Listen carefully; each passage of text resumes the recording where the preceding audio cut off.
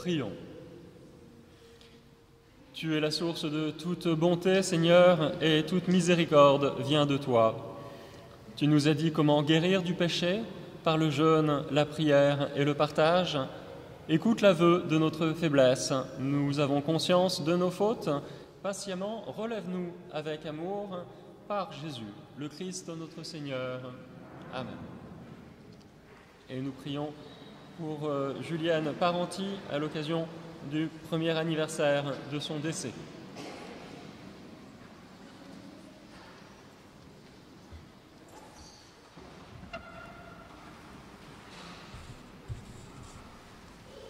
Lecture de la première lettre de saint Paul apôtre aux Corinthiens.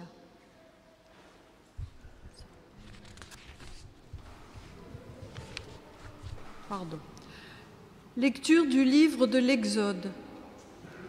En ces jours-là, sur le Sinaï, Dieu prononça toutes les paroles que voici. « Je suis le Seigneur ton Dieu, qui t'ai fait sortir du pays d'Égypte, de la maison d'esclavage. Tu n'auras pas d'autre Dieu en face de moi.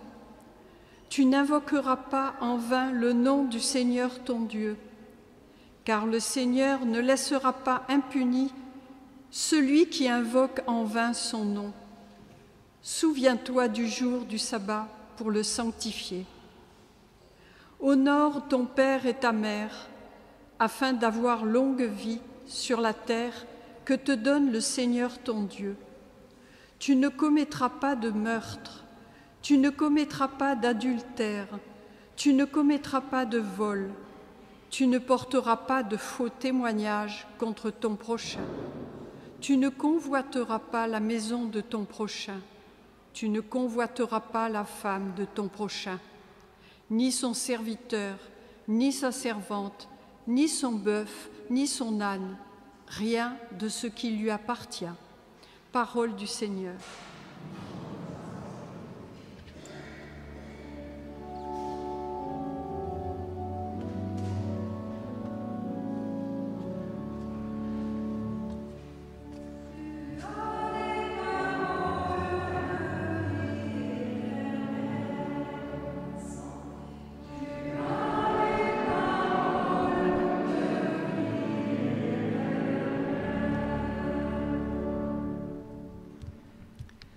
Seigneur, tu as les paroles de la vie éternelle.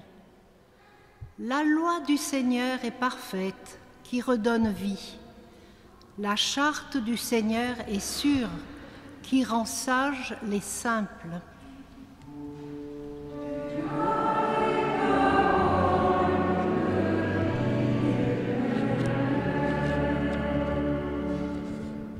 Les préceptes du Seigneur sont droits.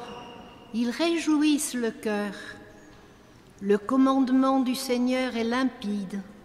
Il clarifie le regard.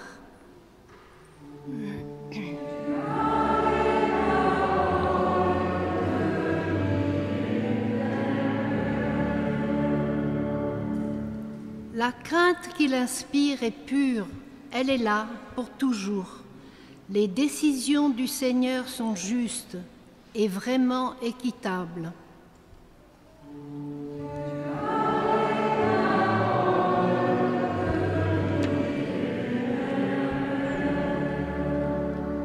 Plus désirable que l'or, qu'une masse d'or fin, plus savoureuse que le miel qui coule des rayons.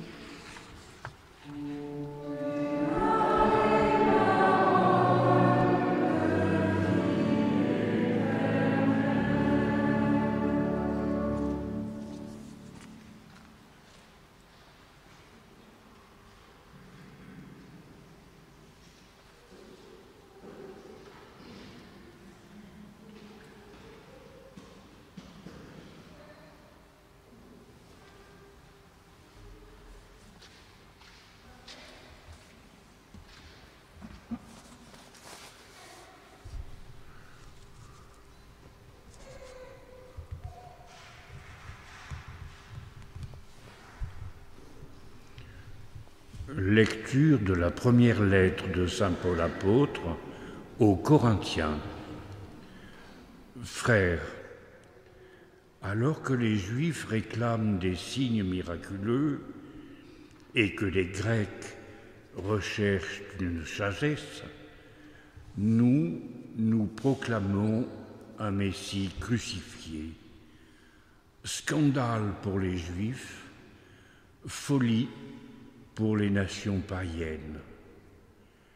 Mais pour ceux que Dieu appelle, qu'ils soient juifs ou grecs, ce Messie, ce Christ est puissance de Dieu et sagesse de Dieu.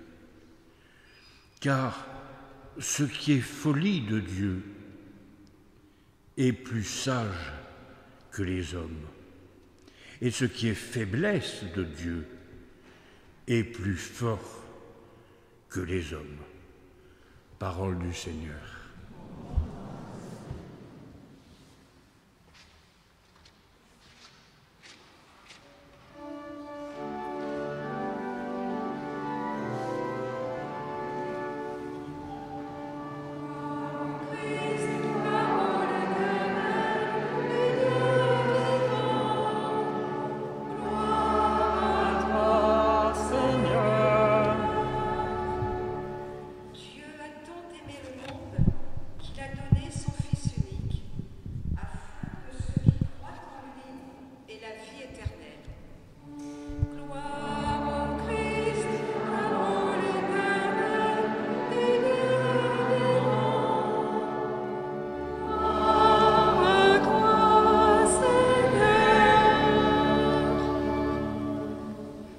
Le Seigneur soit avec vous.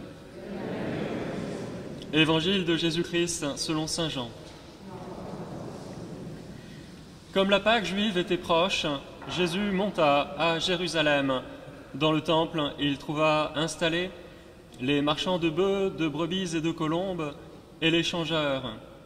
Il fit un fouet avec des cordes, et les chassa tous du temple, ainsi que les brebis et les bœufs. Il jeta par terre la monnaie des changeurs, renversa leur comptoir, et dit aux marchands de colombes, « Enlevez cela d'ici, cessez de faire de la maison de mon Père une maison de commerce. » Ses disciples se rappelèrent qu'il est écrit, « L'amour de ta maison fera mon tourment. » Des Juifs l'interpellèrent, « Quel signe peux-tu nous donner pour agir ainsi ?» Jésus leur répondit, « Détruisez ce sanctuaire, et en 3 jours, je le relèverai. » Les Juifs lui répliquèrent, « Il a fallu 46 ans pour bâtir ce sanctuaire, et toi, en 3 jours, tu le relèverais ?» Mais lui parlait du sanctuaire de son corps. Aussi, quand il se réveilla d'entre les morts, ses disciples se rappelèrent qu'il avait dit cela. Ils crurent à l'Écriture et à la parole que Jésus avait dite. Pendant qu'il était à Jérusalem pour la fête de la Pâque, beaucoup crurent en son nom, à la vue des signes qu'il accomplissait. Jésus, lui, ne se fiait pas à eux parce qu'il les connaissait tous et n'avait besoin d'aucun témoignage sur l'homme. Lui-même, en effet, connaissait ce qu'il y a dans l'homme. Acclamons la parole de Dieu.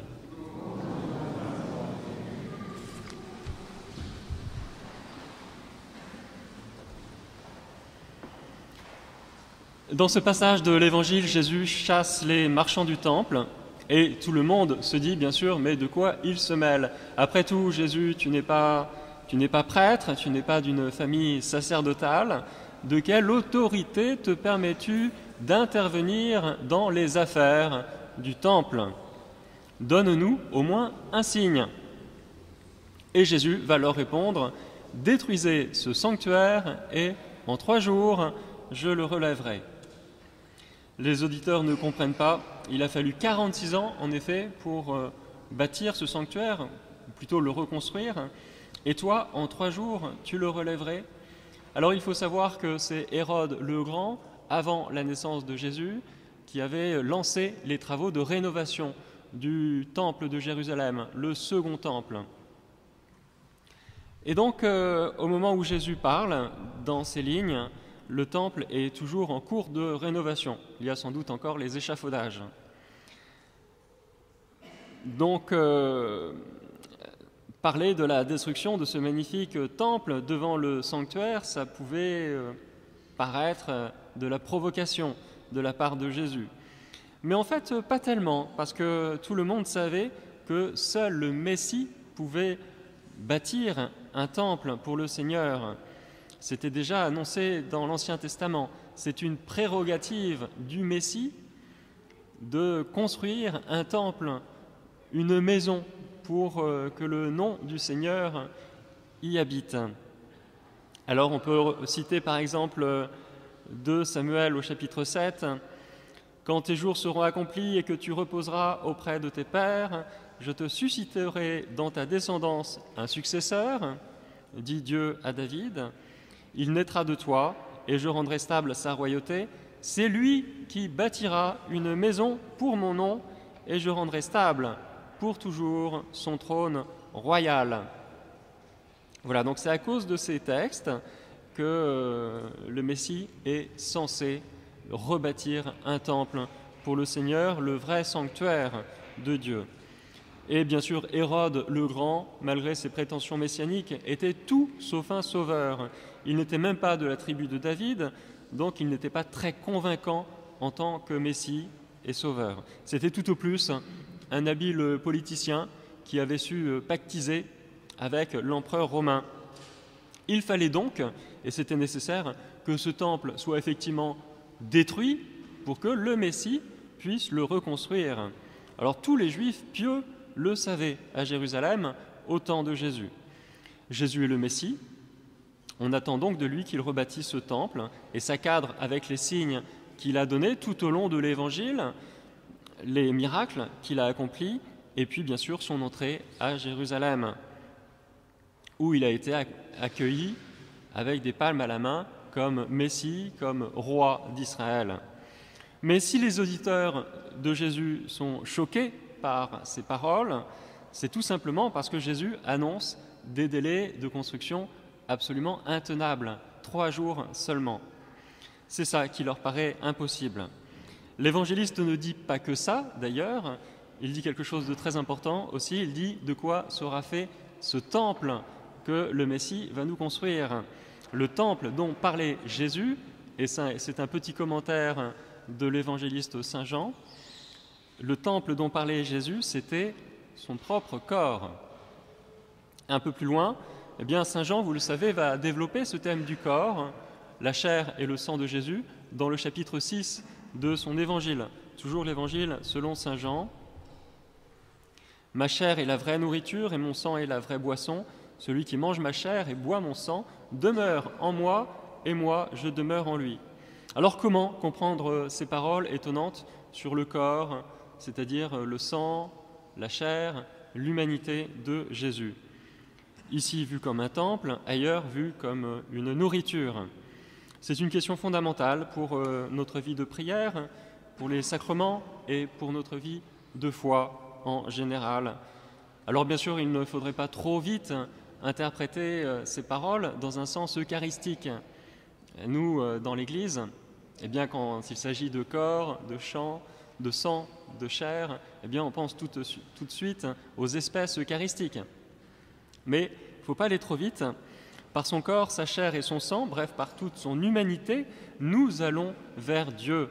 Ses gestes, ses actions, ses paroles, les mots qu'il utilise, ses attitudes, même le contexte historique dans lequel il évolue, et bien sûr sa présence dans l'Eucharistie, tout cela constitue le corps au sens large, la chair et le sang, le corps au sens johannique du terme, son humanité.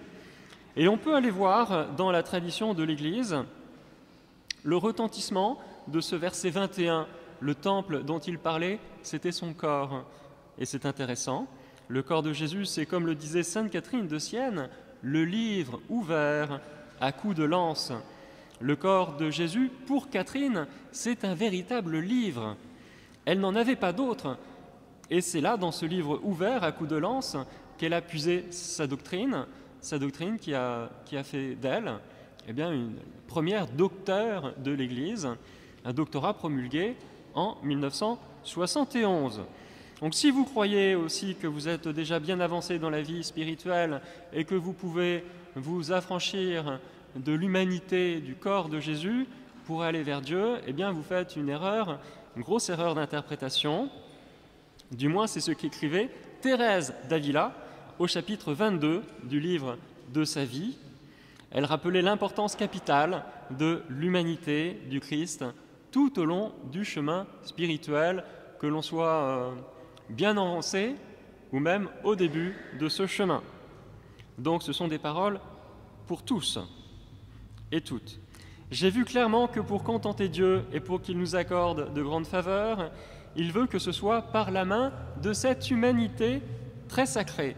Je l'ai expérimenté, Dieu a guidé mon âme de cette façon. En voyant Jésus à mes côtés, j'ai vu tous les biens.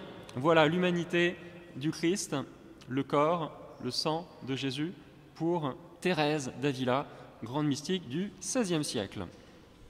Donc on peut vraiment parler du temple de son corps, le temple du corps de Jésus, ce lieu, ce sanctuaire qui nous est donné pour prier, pour entrer en relation avec Dieu.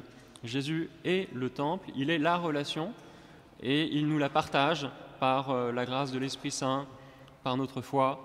Nous avons accès à cette relation inouïe que Jésus a avec son propre Père. Il nous ouvre sa propre relation et notamment à travers son humanité, c'est-à-dire les paroles que nous entendons dans l'Eucharistie,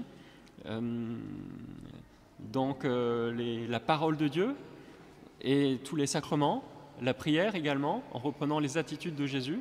Voilà, tout ça, c'est l'humanité de Jésus et c'est par cette humanité-là que nous allons vers Dieu. La semaine dernière, nous avions une expression forte qui nous était donnée pour le deuxième dimanche de Carême. Écoutez-le. C'était la voix du Père qui s'exprimait depuis la nuée et qui s'adressait à Pierre, Jacques et Jean. Écoutez-le, écoutez Jésus. En ce temps de Carême, nous nous recentrons sur Jésus. Aujourd'hui, eh bien, il s'agit de prendre Jésus comme le sanctuaire de notre relation à Dieu. Et puis dimanche prochain, nous le verrons avec le serpent d'airain. L'Évangile nous dira « Regardez, bien sûr, la croix. Regardez Jésus sur la croix. » Voilà, donc c'est notre chemin de Carême, un chemin qui est guidé par la parole de Dieu et qui nous invite à approfondir, bien sûr, notre relation au Christ à travers son corps, son humanité, son sang. Le temple dont il parlait, c'était son corps.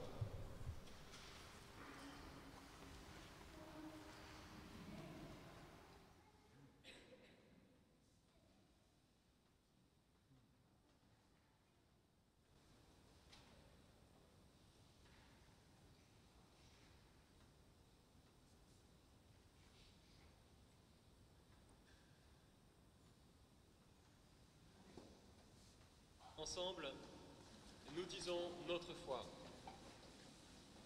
Je crois en Dieu, le Père Tout-Puissant, Créateur du ciel et de la terre, et en Jésus-Christ, son Fils unique, notre Seigneur, qui a été conçu du Saint-Esprit, est né de la Vierge Marie, a souffert sous Ponce Pilate, a été crucifié, est mort et a été enseveli, est descendu aux enfers. Le troisième jour, est ressuscité des morts, est monté aux cieux, est assis à la droite de Dieu, le Père Tout-Puissant, d'où il viendra juger les vivants et les morts.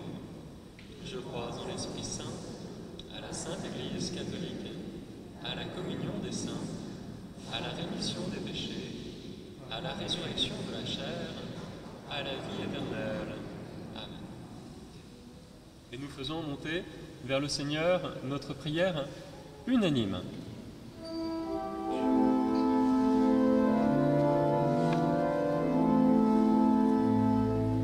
Dieu très bon, écoute nos appels. Prions pour le pape François en voyage en Irak. que l'Esprit Saint l'éclaire et que ses entretiens avec les musulmans soient source de compréhension entre les chrétiens et musulmans pour une meilleure entente. Dieu très bon, écoute nos appels.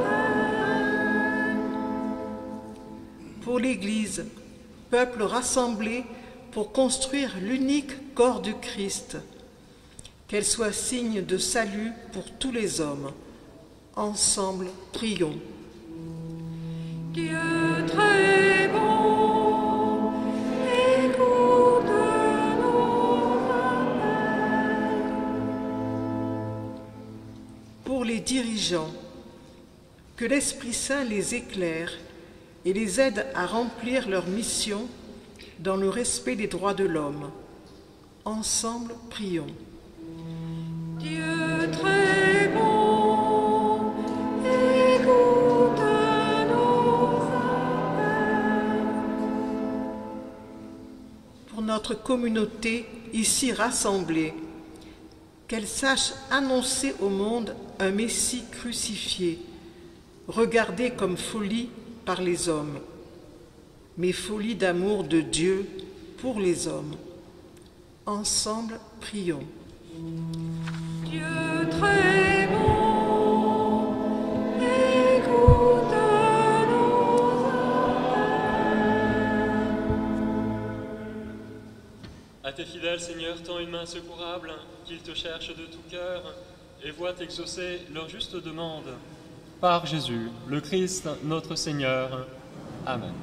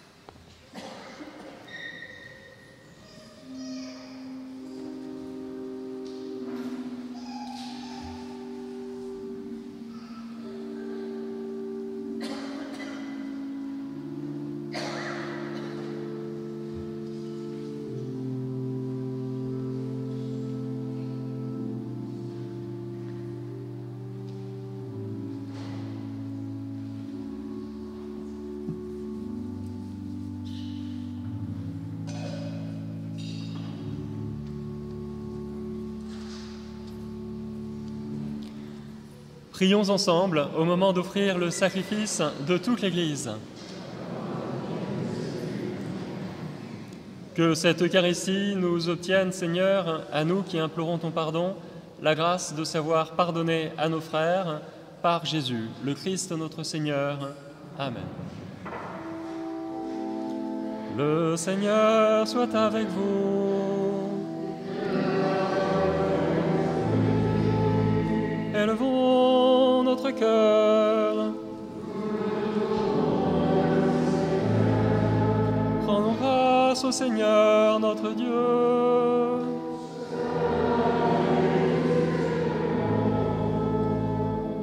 Vraiment, il est juste et bon de te rendre gloire, de t'offrir notre action de grâce toujours et en tout lieu. À toi, Père très saint, Dieu éternel et tout-puissant, par le Christ, notre Seigneur. Car chaque année, tu accordes aux chrétiens de se préparer aux fêtes pascales dans la joie d'un cœur purifié, de sorte qu'en se donnant davantage à la prière, en témoignant plus d'amour pour le prochain, fidèles aux sacrements qui les ont fait renaître, ils soient comblés de la grâce que tu réserves à tes fils. C'est pourquoi, avec les anges et tous les saints, nous proclamons ta gloire en chantant d'une seule voix. Saint est le Seigneur,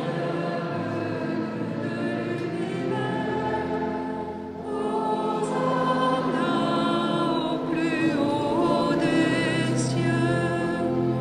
Saint est le Seigneur, le Dieu de l'univers. Hosanna au plus haut des cieux. Le ciel et la terre sont remplis de ta gloire. Hosanna au plus haut des cieux. Hosanna au plus haut des cieux. Qu'il soit béni au nom du Seigneur, celui qui était et qui vient. Hosanna au plus haut des cieux. Hosanna au plus haut des cieux.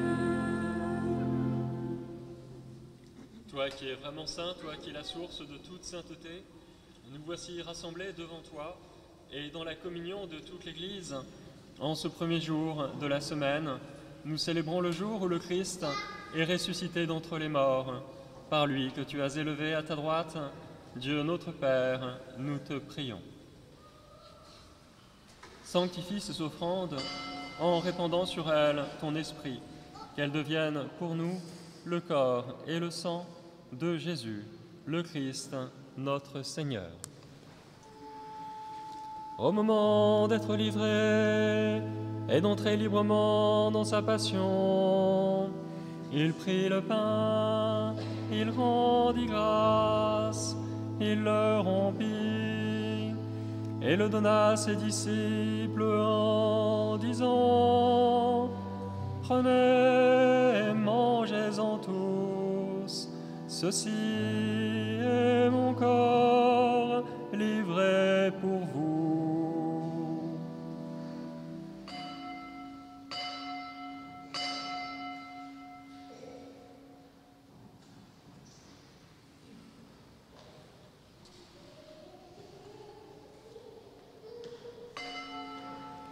De même, à la fin du repas, il prit la coupe, de nouveau il rendit grâce, et la donna à ses disciples en disant: Prenez et buvez-en tous, car ceci est la coupe de mon sang, le sang de l'alliance nouvelle et éternelle, qui sera versé pour vous et pour la multitude en rémission des péchés.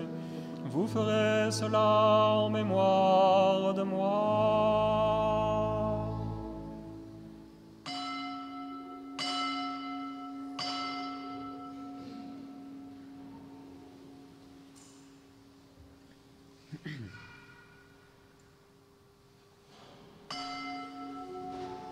Il est grand le mystère de la foi. Nous proclamons ta mort, Seigneur Jésus. Nous célébrons ta résurrection. Nous attendons ta venue dans la gloire. en faisant mémoire de ton Fils, de sa passion qui nous sauve, de sa glorieuse résurrection et de son ascension dans le ciel, alors que nous attendons son dernier avènement, nous présentons cette offrande vivante et sainte pour te rendre grâce. Regarde, Seigneur, le sacrifice de ton Église et daigne y reconnaître celui de ton Fils qui nous a rétablis dans ton alliance. Quand nous serons nourris de son corps et de son sang et remplis de l'Esprit Saint, accorde-nous d'être un seul corps et un seul esprit dans le Christ. Que l'Esprit Saint fasse de nous une éternelle offrande à ta gloire, pour que nous obtenions un jour les biens du monde à venir auprès de la Vierge Marie, la bienheureuse Mère de Dieu, avec Saint Joseph, son époux, les apôtres, les martyrs, Saint Ginier et tous les saints qui ne cessent d'intercéder pour nous. Et maintenant, nous te supplions, Seigneur, par le sacrifice qui nous réconcilie avec toi, étends au monde entier le salut et la paix. Affermis la foi et la charité de ton Église au long de son chemin sur la terre. Veille sur ton serviteur, le pape François, notre évêque Jean-Marc, l'ensemble des évêques, les prêtres, les diacres et tout le peuple des rachetés. Écoute les prières de ta famille assemblés devant toi et ramène à toi, Père très aimant, tous tes enfants dispersés. Pour nos frères et sœurs défunts, pour les hommes et les femmes qui ont quitté ce monde et dont tu connais la droiture, nous te prions en particulier pour Julienne Parenti. Reçois-la, reçois-les dans ton royaume, où nous espérons être comblés de ta gloire, tous ensemble et pour l'éternité, par le Christ notre Seigneur, par qui tu donnes au monde toute grâce et tout bien. Par lui, avec lui et en lui, à toi, Dieu le Père Tout-Puissant, dans l'unité du Saint-Esprit, tout honneur et toute gloire, pour les siècles des siècles. Amen.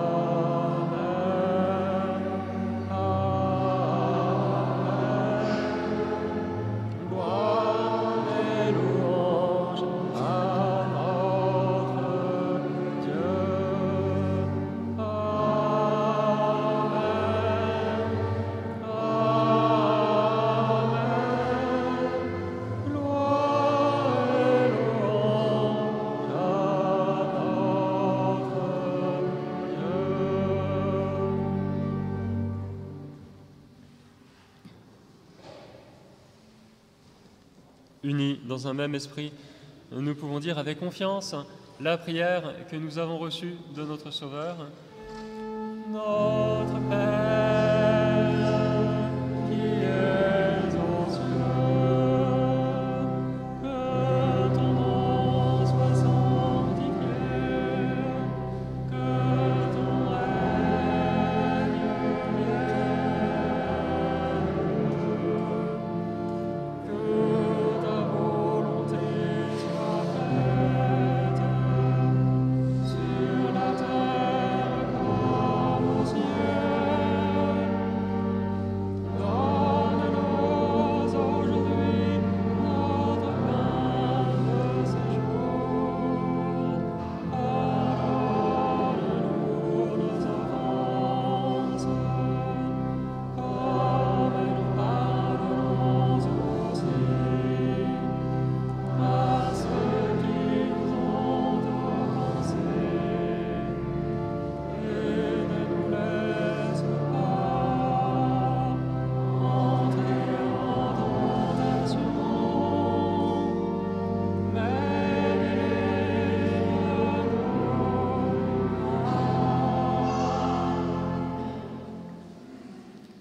délivre-nous de tout mal, Seigneur, et donne la paix à notre temps. Par ta miséricorde, libère-nous du péché, rassure-nous devant les épreuves en cette vie, où nous espérons le bonheur que tu promets et l'avènement de Jésus-Christ, notre Sauveur.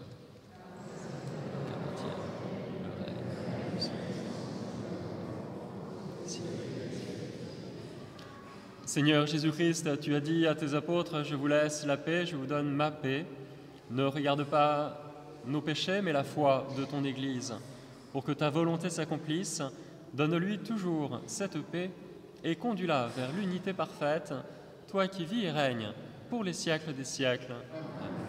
Que la paix du Seigneur soit toujours avec vous.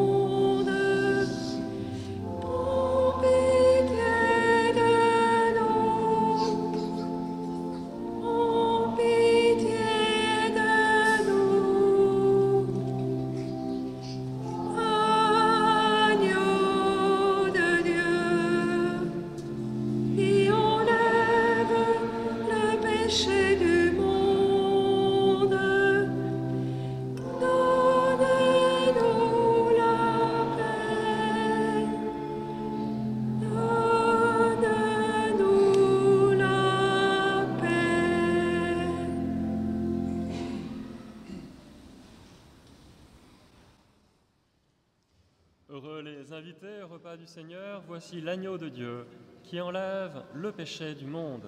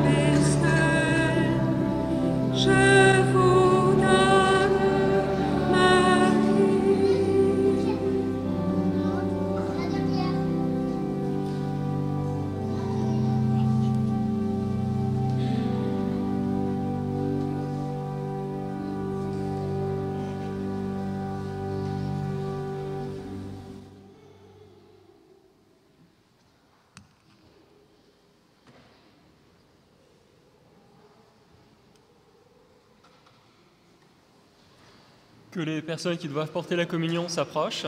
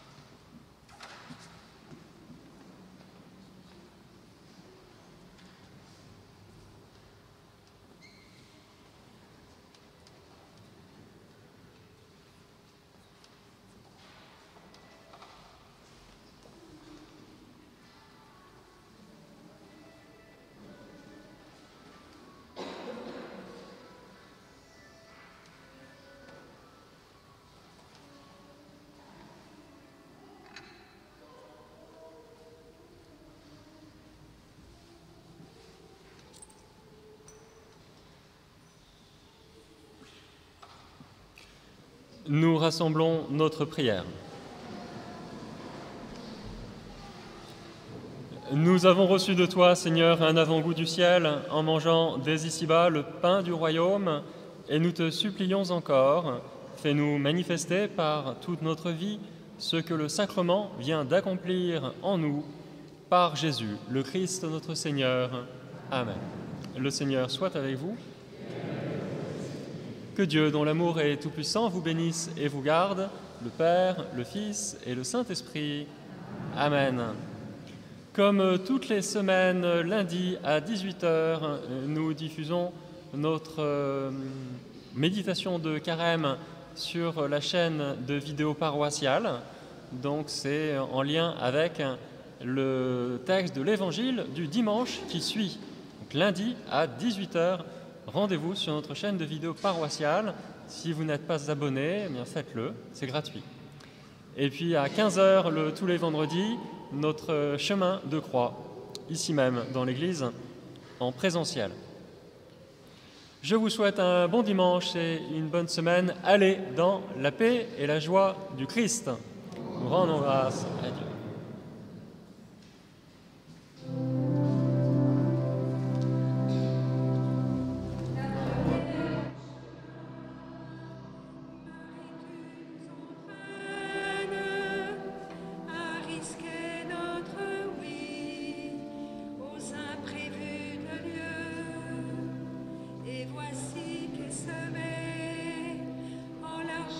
La certaine